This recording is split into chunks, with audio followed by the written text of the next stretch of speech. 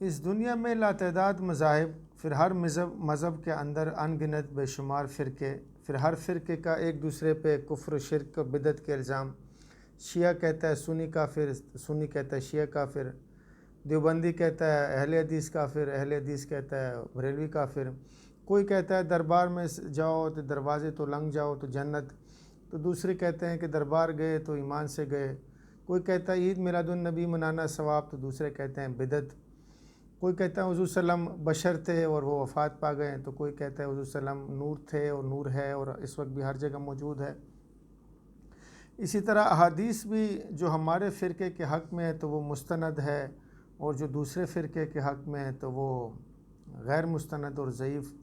اسی طرح اگر آپ ہسٹری میں جائیں تو کربلا میں ایک طرف حافظ قرآن اور اللہ کا علم بلند کرتے ہوئے، اللہ اکبر کے نعرے بلند کرتے ہوئے جہاد کر رہے ہیں، تو دوسری طرف ہمارے حضور صلی اللہ علیہ وسلم کے لخت جگر حضرت امام حسین اور ان کی معصوم فیملی۔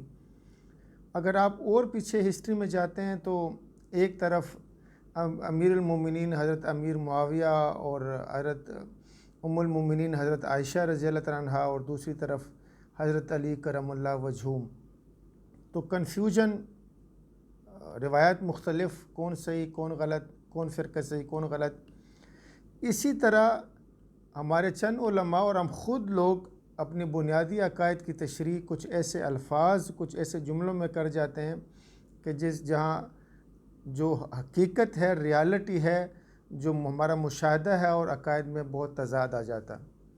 مثلا ہمارا عقیدہ ہے کہ ہم جو بھی رزق کھاتے ہیں، جو بھی ایک ایک نوالہ، ایک ایک قطرہ کھاتے ہیں، وہ مقرر ہے۔ تو پھر ہم جب کلینک میں مریض آتے ہیں تو ہم پوچھتے ہیں، جب شوگر چیک کرتے ہیں، شوگر زیادہ آتی ہے تو ہم کہتے ہیں جی کوئی بد پرہیزی تو نہیں ہوئی؟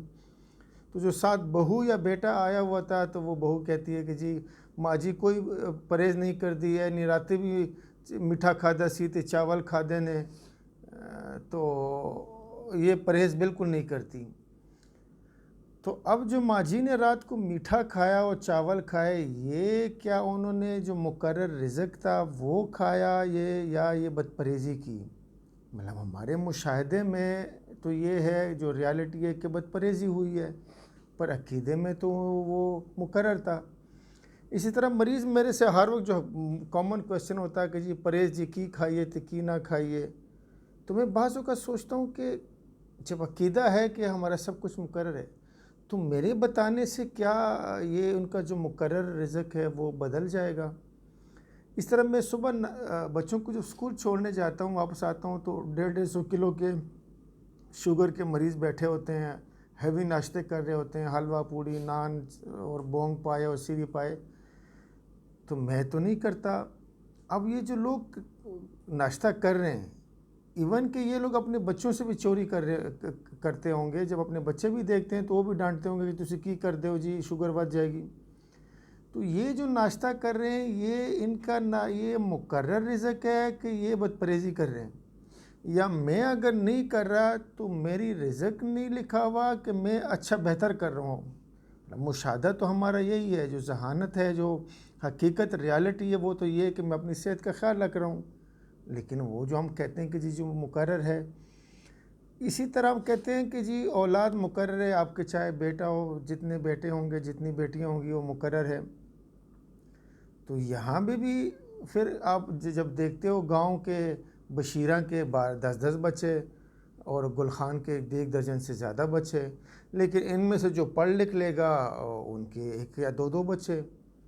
مطلب اگر مقرر بھی ہے تو پھر ان پڑھ کے زیادہ ہے، پڑھے لکھے کے کم ہے۔ مطلب جتنا آپ کی ڈگریاں ہے، بچے تو ریالٹی میں اس کے حساب سے جتنا آپ پڑھے لکھے اتنے بچے کم۔ اب جس طرح میں ہوں تو میرے جتنے بھی کزن وغیرہ ہے، میں تو علاقہ غیر سے ہوں، وہاں سے وہ ان کے تو 12 اور 10 8 بچے ہیں، پر میرے 3 بچے ہیں، 2 بیٹے 1 بیٹی۔ اب یہ میرے بچے کیا مقرر کم تھے، یا ڈاکٹر ہونے کی وجہ سے میرے بچے میں نے فیصلہ کیا؟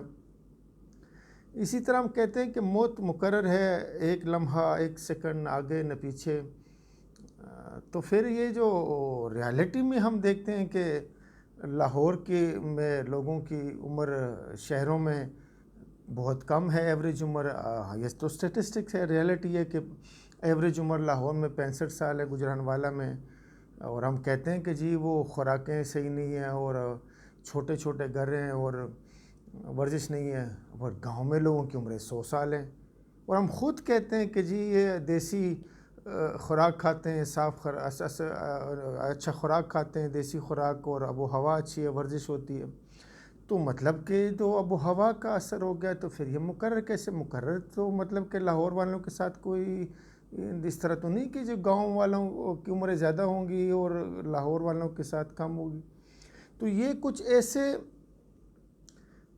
کنڈیشنز ہے، کچھ ایسے حالات ہیں کہ جس کیفیات ہے کہ جس میں آپ کی عقیدہ اور ریالٹی میں تضاد آ جاتا ہے، اور یہ ایک نفسیاتی کنفیوژن کریٹ کرتا، کیونکہ آپ کے شعور میں جب وہ عقیدہ کا آپ کی لاشعور یا ریالٹی کے ساتھ تضاد ہوگا تو آپ ایک ذہنی، ایک نفسیاتی کیفیت میں جاتے ہیں، ایک کنفیوژن سٹیٹ میں جاتے ہیں، جس کو ایک ڈس آرڈر میں آ جاتے ہیں، جس کو سائیکالوجی میں کوگنیشو ڈسوننس کہتے ہیں۔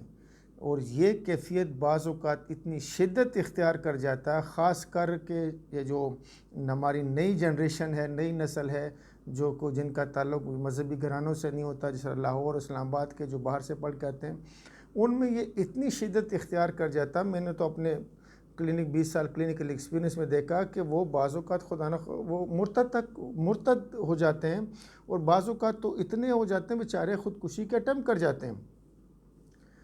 تو میرا کام ہے بیسیکلی ڈاکٹر کی اس کیفیت کو، اس کوگنیشو ڈسوننس کو ایکسپلین کروں، اور کیسے اس کوگنیشو ڈسوننس کو یا ڈس آرڈر کو کوگنیشو کانسنس یا ذہنی ہم آہنگی اس میں کیسے کنورٹ کیا جا سکتا ہے۔ تو ہمارے جو بنیادی عقائد ہیں یا کسی بھی مذہب کے عقائد کو ہم 3 میں تقسیم کرتے ہیں۔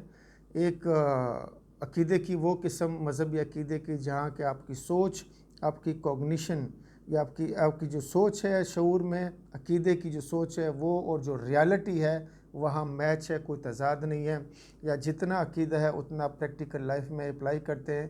یہ عقیدے کی پہلی قسم ہے، اور یہ یہودیوں میں ہے۔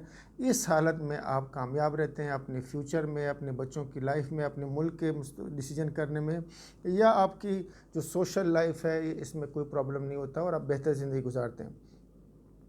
عقیدے کی دوسری قسم جو ہے وہ ہے جس میں عقیدہ تو ہوتا ہے آپ کا اسٹرانگ، لیکن آپ اس کو علن اعلان مانتے ہیں کہ یہ ہماری سوشل لائف میں یا وے آف لائف میں یا معاشرتی نظام میں یا طرز حکمرانی میں یہ مسئلہ کرے گا، یہ پریکٹیکلی اپلیکیبل نہیں ہے۔ آپ اس کو ایکسیپٹ کرتے ہیں اور صرف اس کو ایک عقیدہ اور ایک مذہب کے لیول تک رکھ لیتے ہیں۔ یہ سیکولر سٹیٹس میں ہوتا ہے، جس طرح امریکہ، یورپ وغیرہ ہو گیا، تو یہ لوگ بھی کامیاب رہتے ہیں کیونکہ یہ اپنے فیصلے کرنے میں، اپنے وے آف لائف میں مذہب کو اور عقیدوں کا وہ جو کنفیوژن ہے اس کو انہوں نے ختم کیا ہوتا ہے۔ عقیدے کی تیسری قسم وہ ہے کہ جس میں آپ کا عقیدہ ہوتا ہے شعور میں بہت اسٹرانگ، پر ریالٹی میں آپ اس کو اپلائی پوری طرح نہیں کرتے، کچھ اپلائی کرتے ہیں، کچھ بالکل نہیں کرتے، اور جو درمیان تھوڑے سے اس کو بھی آپ نے الو سیدھا کیا ہوتا، مگر اگر مگر تگر ٹگر شامل کیا ہوتا۔ یہ ہمارے مسلمانوں کا حال ہے۔ اب آپ کہیں گے کہ مسلمانوں ہمارے عقیدے تو بڑے اسٹرانگ ہے، پر اسلام صرف مذہب کا نام نہیں، اسلام مذہب اور دین کا نام ہے۔ مذہب کا مطلب جو ہمارے عبادات، نماز پڑھنا، روزہ رکھنا، اپنے مسجد جانا، شلوار قمیض پہننا یا داڑھی رکھنا۔ اسلام اصل میں دین ہے، ایک نظامی زندگی، ایک معاشرتی نظام، ایک وے آف لائف، ایک طرز حکمرانی، ایک متبادل نظام، ایک انصاف کا نظام۔ ہمارے صحابہ کرام اور خلفائے راشدین اور حضور صلی اللہ علیہ وسلم کے ٹائم پہ جب وہ کسی ملک کو فتح کرتے تو وہ زمین کا ٹکڑا فتح کرنے کے لیے نہیں کرتے تھے جہاد۔ جب اس ملک کو فتح کرتے تھے تو وہاں اناؤنسمنٹ ہوتی تھی، وہاں ان کے گرجا گر چرچ وغیرہ نہیں گرائے جاتے تھے، نہ کسی کو ڈنڈا پکڑ کے مسجد بھجوایا جاتا تھا۔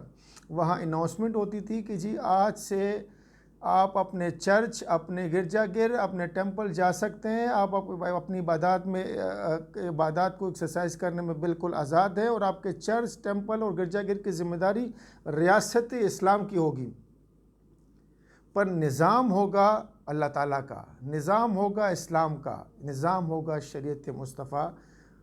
پر ہم اپنے ملک میں کتنے آزاد ہیں؟ ہمارے ملک میں کیا حال ہے؟ ہم اپنے ملک میں صرف اتنے ہی آزاد ہیں جتنے صحابہ کرام اور خلفائے راشدین کے ٹائم پہ کفار کو غیر مسلم کو آزادی حاصل تھی. اتنی آزادی جتنی ہمیں پاکستان میں حاصل ہے، اس سے زیادہ اچھی آزادی تو ہمیں امریکہ میں حاصل ہے. امریکہ میں آپ کون آپ کو روکتا ہے کہ شلوار قمیص نہ پہنو یا داڑھی نہ رکھو؟ داڑھی تو ویسے بھی آج کل فیشن ہے.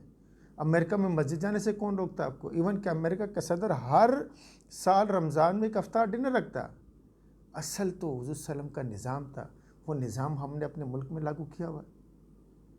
پارلیمنٹ میں کھڑے ہو کے درود شریف پڑھ کے اللہ تعالیٰ کے 99 نام کے نیچے ہم کیا کہتے ہیں کہ سرعام پھانسی دینا انسانیت کے خلاف ہے.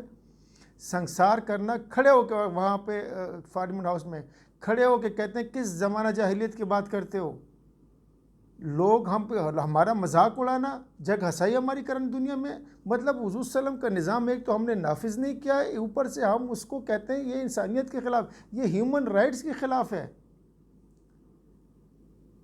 وہ کہتے ہیں نا کہ اسٹیٹ ابو دا اسٹیٹ یا state with in the state یا پیرل اسٹیٹ. ہم کون سا نظام چلا رہے ہیں؟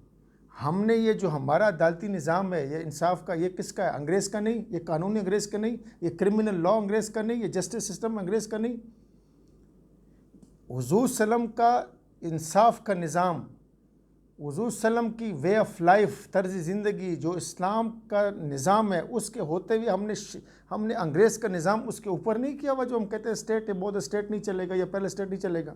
ہمارا یہ عدالتی نظام ہے کیا ہے؟ ہم کہتے ہیں نا مدینہ کی ریاست. کون سا مدینہ کی ریاست؟ کس کو دھوکہ دے رہے ہو؟ ہم پتہ کیا، ہم اصل میں نا یہ جو شیمیل ہوتے ہیں نا، شیمیل یا جو خواجہ سرا، ان بیچاروں میں فرق کیا ہوتا ہے؟ ان میں صرف ایک نفسیاتی ایک میڈیکل پرابلم ہوتا ہے، ایک سائیکولوجیکل پرابلم ہوتا ہے. وہ ہوتا ہے sense of gender. Sense of gender ہوتا ہے مرد کا احساس یا عورت کا، فیمیل کا احساس. یہ ہر انسان میں پیدا ہوتے ساتھ ہوتا ہے. اس لیے 1 سال کی فیمیل بچی جو ہے اور 1 سال کا جو بچہ، ان کی عادات اور بیہیویئر میں فرق ہوتا ہے، اور وہ اس سینس آف جینڈر کی وجہ سے ہوتا ہے. ان خواجہ سراؤں میں بیچاروں میں جو سینس آف جینڈر ہوتا ہے وہ فیمیل کا ہوتا ہے، لیکن ان کی باڈی جو ہے، جو ان کے سیکشول آرگنز ہے، جو باڈی ہے وہ مرد کی ہوتی ہے. تو یہ بیچارے ساری زندگی ایک اذیت، ایک کنفیوژن، ایک تکلیف میں رہتے ہیں، کیونکہ ان کا شعور کچھ اور ہوتا ہے، ان کا جو لاشعور جو پریکٹیکل ہے وہ کچھ اور ہوتا ہے. ہم بھی بیسیکلی مذہبی خواجہ سرا ہے، مذہبی ہیجڑے ہیں.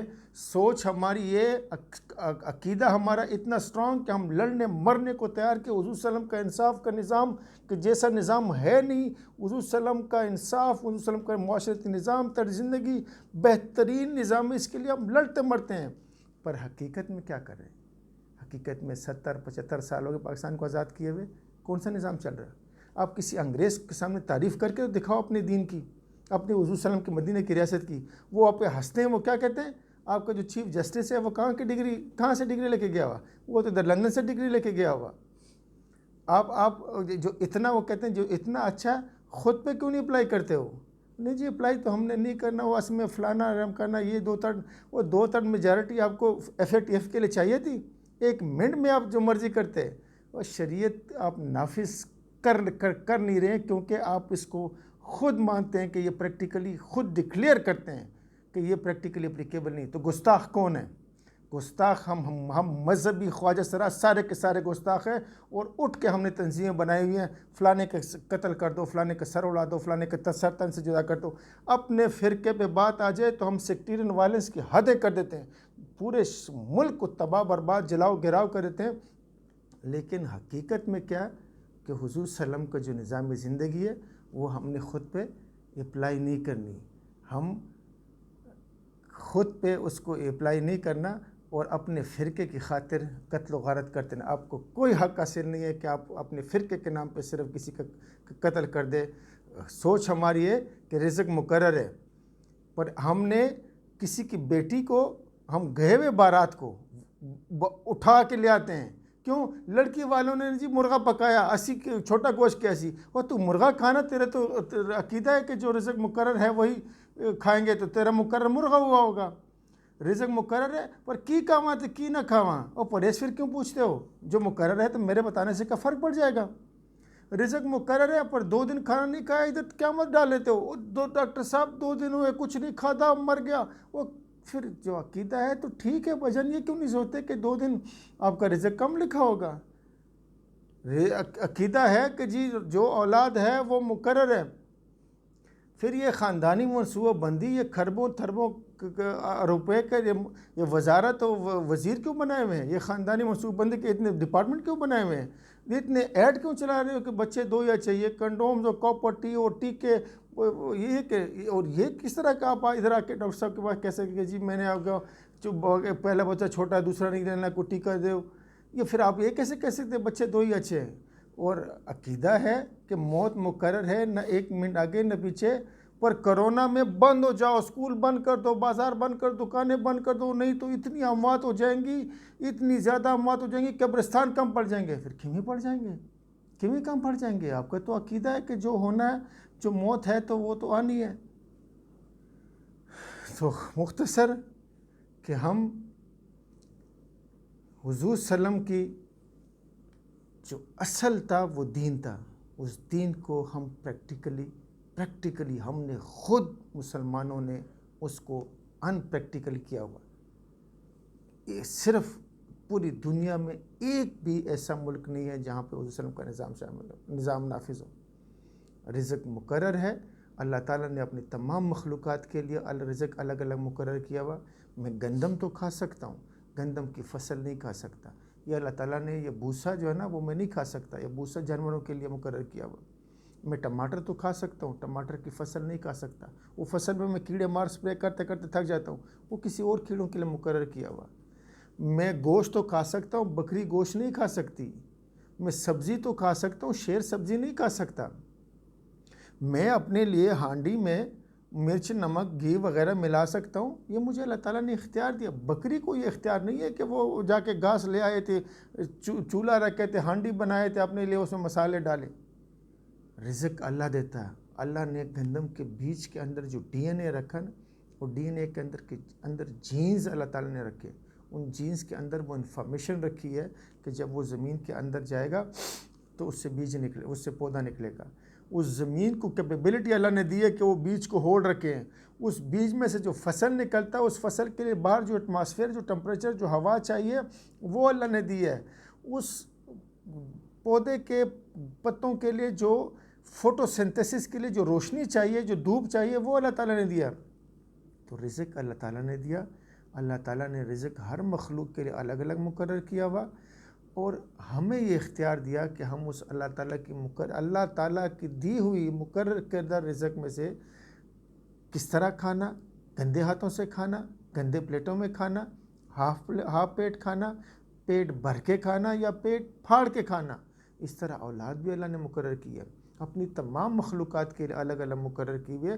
اسی طرح ہر ایک کو الگ الگ کیپیبلٹی اور پوٹینشیل دیا ہوا. کچھ جانور کیڑے مکوڑے ہیں جو مہینے میں ہر مہینے اپنی وہ بچے دیتے ہیں.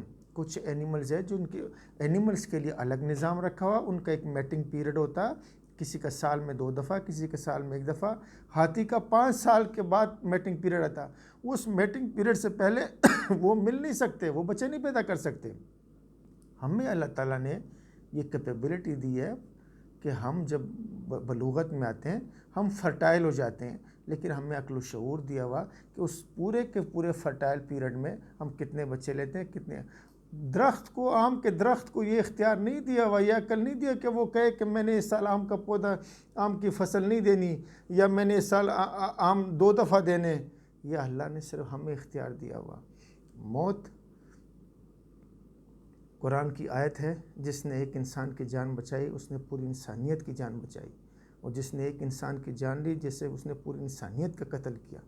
اس آیت کی تشریح میں موت کا سارا فلسفہ بیان ہو جاتا ہے کہ موت کہاں مقرر ہے، کتنا مقرر ہے. اسی پہ، اس آیت پہ تو ہمارا میڈیکل پریکٹس اور ہم ڈاکٹر کی ساری اپروچ، ساری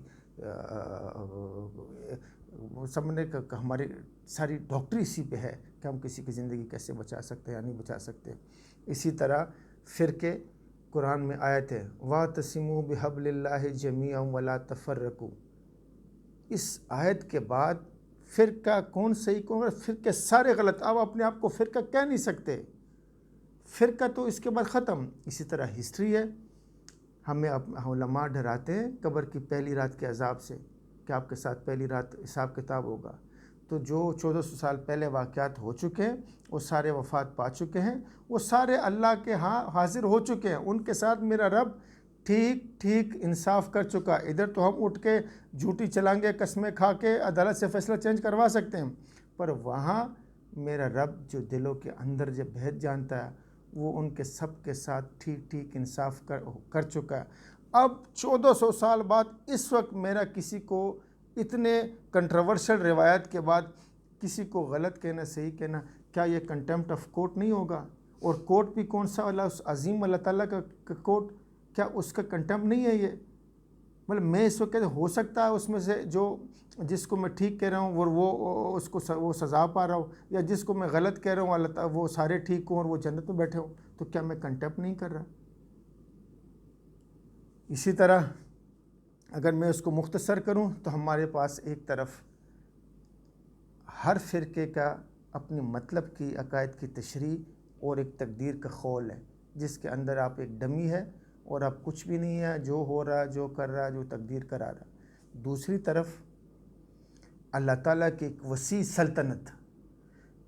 وسیع سلطنت جہاں اللہ تعالیٰ غفور و رحیم و کریم اور رحمت برسانے والا کارساز، جو آپ کا ہر عزت دے، دنیائی مقام دے، جو آپ کو کہاں سے کہاں لے جائے، جو جہاں کوئی لمٹ نہیں، جہاں مانگنے کی کوئی حد نہیں، جہاں عطا کرنے کی کوئی حد نہیں، جہاں جو محنت میں برکت ڈالتا ہے، جو دنیائی مقام دیتا ہے، جو عزتیں دیتا ہے، جو رزق فراخ کرتا ہے، جو زندگی لمبی کر دیتا ہے، جو آپ کے منصوبے کو عملی جامہ پہناتا ہے، جہاں سب کچھ ہے. ہم ادھر نہیں جاتے، ہم ادھر آتے ہیں، تقدیر کی ٹوپی کی طرف آتے ہیں، خول کی طرف آتے ہیں. آج کل پتہ کیا تقدیر ہم کس مقصد کے لیے استعمال کرتے ہیں؟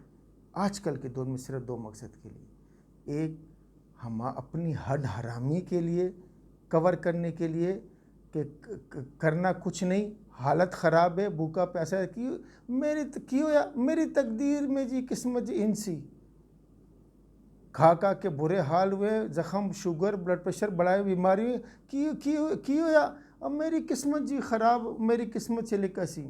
ایک یہ. دوسرا ان خول میں سے کوئی بندہ اگر نکل کے اپنی زندگی بہتر کرنے کی کوشش کرے، انہوں کھچ کے واپس ڈالو. تو جو مرضی کر، تو جنا مرضی چلانگے مار، ہونا تو وہی جو تیری قسمت سے لکھا ہوگا، انہوں بھی ٹوپی پہنا دو. اور دوسری طرف اللہ تعالیٰ کی رحمتیں، اللہ تعالیٰ کی برکتیں، جو کارساز ہے، جو حلال رزق کمانے کا دوست ہے، جو محنت میں برکت ڈالتا، جو آپ کی محنت کا صلہ دیتا، جو رزق بڑھا دے، جو تقدیر کے ٹکڑے ٹکڑے کر دے، جہاں مانگنے کی لمٹ نہیں، جہاں عطا کرنے کی کوئی لمٹ نہیں، جہاں سب کچھ مل جائے گا. جس طرح والا اقبال کہتے ہیں نا کہ خود ہی کو کر بلند اتنا کہ ہر تقدیر سے پہلے خدا بندے سے خود پوچھے بتا تیری رضا کیا ہے. تو خدا را اپنے بچوں کو یہ عقائد کی تشریح نامکمل کیوں، یہ سائٹ تو آپ لوگ دکھاتے ہیں، یہ سائٹ کیوں نہیں دکھاتے؟